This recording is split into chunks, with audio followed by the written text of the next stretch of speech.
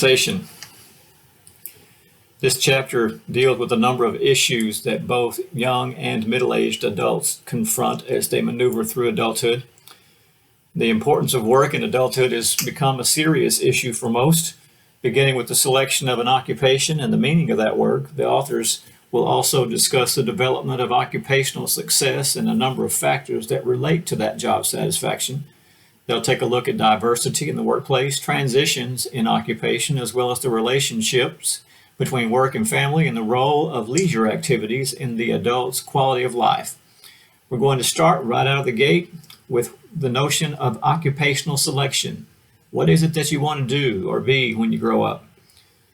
Choosing one's work is serious business, and what work means to those of us who choose it will also influence how that individual chooses an occupation. Now, the meanings of work will vary with one type of occupation or another and tend to be influenced by socialization. Work is a source of prestige for some, and for others, social recognition and a sense of self-value and worth. Excitement, creativity, and the opportunity to give something of themselves back often makes work meaningful for some. Now, the main purpose of work is a no-brainer. It's important for most people to earn a living. It's important that we have money through which we can exchange that money for goods and services. Now, the meaning that most of us derive from our work includes not only that money, but the possibility of personal growth. Now, using the concept called meaning versus fit and mission, Abbott and his other researchers explain how corporate executives do better when their alignment is better between themselves and their other employees. They care more for their employees' happiness. They look after their employees' job satisfaction and emotional well-being as well. Now, Hans organized young adult college students and older returning students' belief about work into three main categories. There's the category of working to achieve social influence, there's working to achieve personal fulfillment, and there's also working that's due to an economic reality. Now, clearly, occupation is a key element of a person's sense of identity and self-efficacy. Currently, it appears to be more appropriate to consider careers as something people construct for themselves rather than enter. Career construction theory posits that folks build careers through their own actions that result from the interface between their own personal characteristics and their social context.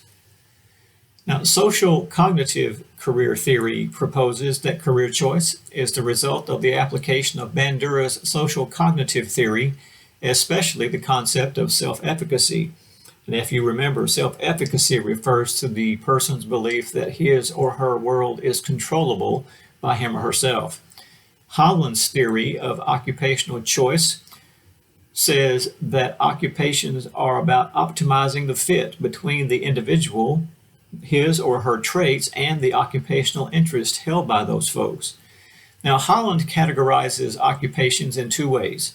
There's the interpersonal setting in which people must function, and the other process is referred to as the associated lifestyles. In the process, Holland identified 6 personality types that combined into those factors. There is the realistic type, the investigative type, the artistic type, social type, the enterprising type, and the conventional type. When looked at carefully, those particular words bring out the acronym RIASEC. Now, there are a number of limits of the theory as it relates to adults' occupational choices. Gender and ethnic and racial distributions of Holland's personality types are represented differently between men and women. Regardless of age, women are more likely than men are to have the social, artistic, and conventional personality types. The theory also ignores the context in which occupational decisions are made. Other aspects of the theory that people's career choices tend to be heavily influenced by their own personal interests. Now, there are 4 main factors in that theory that suggest self-efficacy, outcome expectations, interests, and the choice of goals. Also included are support and barriers. Studies and research show support for the 6-variable version. Now, Super's theory of occupational development is based on self-concept, and it progresses through 5 distinct stages as a result of changes in an individual's self-concept. As it applies to the occupational role, these are implementation, establishment, maintenance, deceleration, and retirement.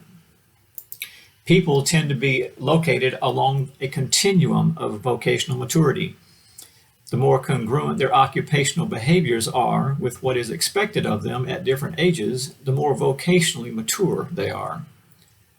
Now, Super proposed 5 developmental tasks. Crystallization and specification tasks take place primarily in adolescence.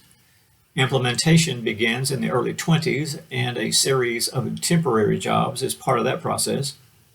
Stabilization begins in the mid-20s with selecting a specific occupation, and consolidation begins in mid-30s and will continue throughout the rest of a person's working life.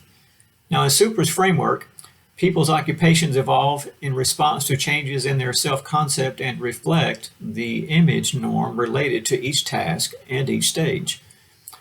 Super's theory also applies to people who enter and stay in a particular career their entire adult lives, as well as those who change occupations.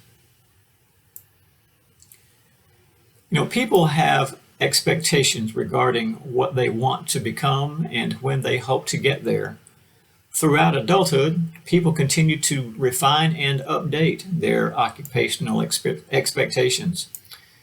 Reality shock is the realization that one's expectations about an occupation are different than the reality one experiences. Reality shock is common among young workers. A mentor or a job coach is a coworker who teaches a new employee the unwritten rules and fosters occupational development. A mentor or developmental coach is a part teacher, part sponsor, part model, and part counselor. Mentors benefit from the relationship by fulfilling the generativity phase of Erickson's theory by passing on their knowledge and experience gained over many years. Some current research suggests that women have a greater need for mentors than men. When paired with mentors, women have higher expectations about career advancement opportunities and have better perceived career development overall. Having a poor mentor is worse than having no mentor at all. Next, job satisfaction is the most positive feeling that results from an appraisal of one's work. Job satisfaction is a multifaceted concept, but the cluster of hope, resilience, optimism, and self-efficacy will predict both job performance and job satisfaction. Psychological capital theory is the notion that having a positive outlook improves processes and outcomes. Now, satisfaction with some aspects of one's job will tend to increase gradually with age, and successful aging includes a workplace component. There are several reasons. First of all, self-selection factors suggest that people who truly like their jobs tend to stay in those jobs. Unhappy workers do not stay and usually quit. The relationship between age and job satisfaction is important. Middle-aged workers are the more satisfied workers with an intrinsic personal aspect related to their work. White-collar professionals show an increase in job satisfaction where blue-collar workers do not. Now, the degree to which there is a good fit between the worker and the job is also important, as is the fact that as workers age, they may work less and their central focus begins to change as life continues. The type of job and the degree of family responsibility changes at different career stages, as well as the flexibility of work options. In some fields, in fact, in most fields, some element of alienation and burnout can be prominent. They can be different and difficult understandings related to job satisfaction. Both alienation and burnout create stress. Alienation is the feeling that one is doing, whatever one is doing is meaningless and that one's efforts are devalued in some way. It is essential for companies to provide positive work environments. It's important for leaders who show trust and ethics. Fairness and impartiality are also important, along with involvement in decision making. Now, burnout is the depletion of a person's energy and motivation, the loss of occupational idealism, and the feeling that one is being exploited. It's a stage or a state of physical, emotional, and mental exhaustion that comes as a result of job stress. Burnout is most common among people in the helping professions, such as teaching, social work, healthcare, and occupational therapy, and for those in the military. Burnout can negatively affect people who are supposed to receive services from those burned out employees. Valorand's passion model suggests that obsessive passion makes it difficult for a person to fully disengage from thoughts about an activity, which leads to personal conflict. Harmonious passion results when individuals do not feel compelled to engage in the enjoyable activity, which leads to harmony with other aspects of life. The best defense against burnout is to practice stress reduction techniques, to lower the expectations for oneself, and to employ a cognitive restructuring of the work situation. And finding alternative ways to enhance personal growth will also lessen the potential for burnout. As it relates to employment, of course, there are going to be gender, ethnicity, and discrimination concerns in occupational selection processes. Surprisingly enough, about 58% of all women over age 16 in the United States are already in the workforce.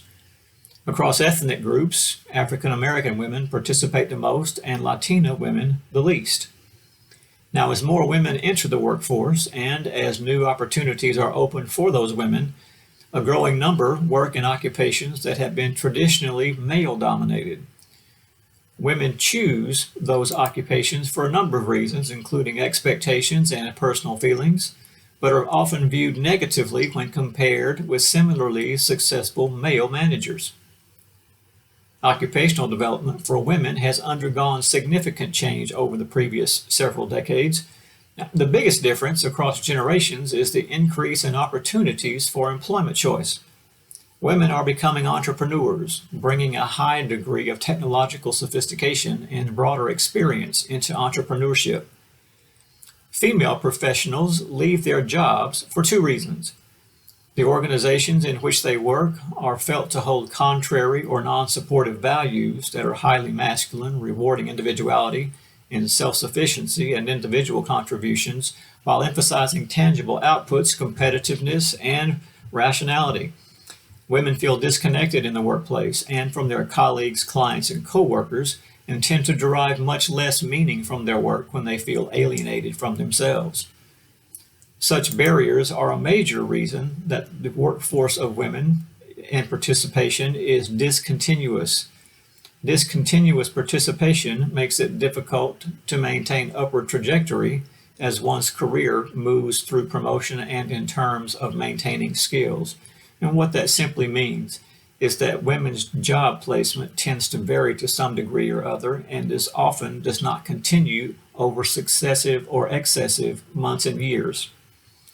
Now, when it comes to ethnicity and occupational development, a number of factors are related for people from ethnic minorities. African American women, for example, who choose non-traditional occupations tend to plan for more formal education than is necessary to achieve their goals. African American women are often overqualified for the jobs they get. Now, whether an organization is responsive to the needs of ethnic minorities makes a big difference for employees and is a strong predictor of satisfaction among ethnic minority employees. Surprise, surprise, women in high status jobs are unusual, which suggests bias and discrimination. Gender discrimination, or the denying of a job to someone solely on the basis of whether the person is a man or a woman, remains the chief barrier to women's occupational development. In many cases, this operates as a glass ceiling, the level to which women may rise in an organization, but beyond which they may not go. The glass ceiling is a major barrier for women. The greatest barrier facing them is at the boundary between lower and upper tier grade jobs. The glass ceiling is also pervasive across workplace settings. The glass ceiling has also been used to account for why African Americans and Asian Americans do not advance as much in their careers as European American men. Research also shows that women are often placed in precarious leadership positions, leading to a glass cliff experience when crises and situations remain unresolved. Now, several things can be done to eliminate the glass ceiling. Women must become more assertive about their places at the table. They must drill deeply into the organization. They should also gain critical support, get the necessary resources, obtain buy-in, and be determined to make a difference. Did you know that women are paid about 79% of what men in similar jobs earn on an annual basis? And to address such a problem, pay equity has been proposed as a solution. It is the equalizing of pay across occupations that is determined to be equivalent in the importance but differ in the gender distribution of the people doing those jobs. Sexual harassment is also a problem in the workforce. Research focuses on situations in which there is a power differential between two people, and most often that power differential involves men with more power over women's subordinates. There are a number of formal sexual harassment complaints in the United States that are declining, but the effects of sexual harassment include negative job-related psychological and physical health outcomes. Now, age discrimination involves denying employment to anyone solely on the basis of age. The U.S. Age Discrimination in Employment Act of 1986 protects workers over the age of 40. Employment prospects for middle-aged people around the world are lower than for their younger counterparts, and an emerging adult model of employment is what we call boomerang employees. Age discrimination can occur in several ways, the first of which is that it usually happens prior to or after interaction with human resources staff by other employees that make the hiring decisions and can be covert. It can also occur when supervisors' stereotyped beliefs sometimes play into the performance evaluations for raises and promotion, or in the decisions about which employees are eligible for additional training. Several factors have also been identified as important in determining who will remain in an occupation and who will change occupations. The first one of those is whether the person likes the occupation. Of course, a person who's not happy in the work they do is prone to leave it. The obsolete skill or the economic trend will also force occupational adjustments. Now, to address pressure related to global economy problems and an aging workforce, many corporations are providing retraining opportunities for their employees. Retraining is especially important to address skill deficits and career plateauing, which occur when there is a lack of challenge in one's job or promotional opportunity in the organization, or even when a person decides not to seek advancement. The feeling that one's career has plateaued usually results in less organizational commitment, lower job satisfaction, and a greater tendency to leave that job. For mid-career employees, retraining might focus on how to advance one's occupation or how to find new career opportunities. Changes in economic conditions in the United States are changing demographics have forced many people out of their jobs, which is about occupational insecurity. People who worry about their jobs tend to have poorer physical and psychological well-being. The possibility of losing one's job affects employees in a number of ways. Employee uncertainty mitigates the association between employment status and perceived stress. People who believe that their job is in jeopardy and that they might lose that job show levels of stress similar to those who are unemployed. Now, people deal with stress in several ways. Two of the more common ways are emotionally focused coping and problem-focused coping.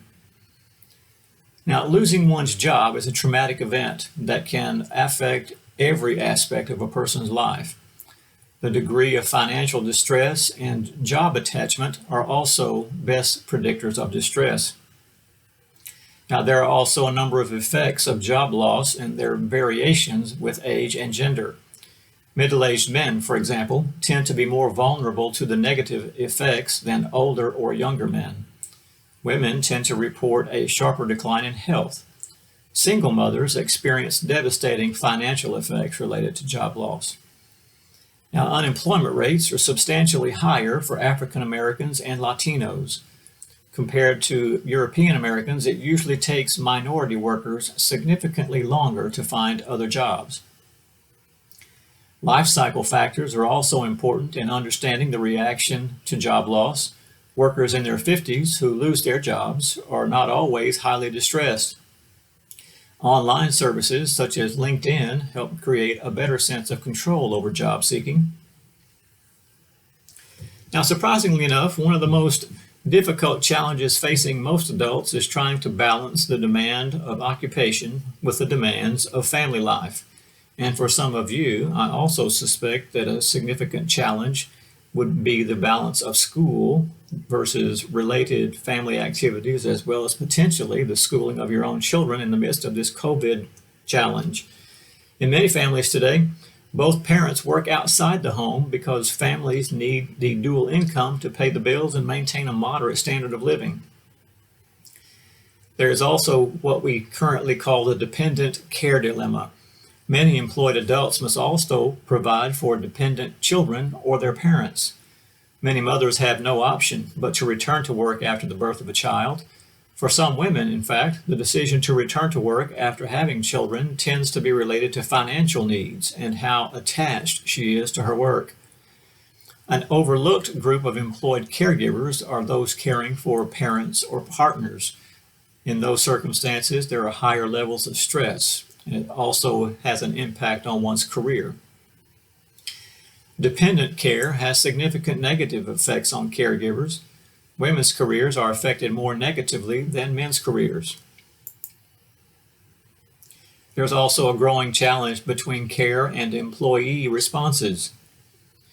The growing need in the workplace is for backup care when circumstances arise. Simply providing child care on site does not always result in higher job satisfaction. The more important factor is the degree to which one's supervisor is sympathetic. There's also the challenge related to juggling multiple roles. Although women have decreased the amount of time they spend on household tasks over the past 2 decades, you ladies still end up doing most of the work. European American men are less likely than either African American or Latino men to help with traditionally female household tasks. What that translates into is something very, very simple. Fellas, can you do your own laundry?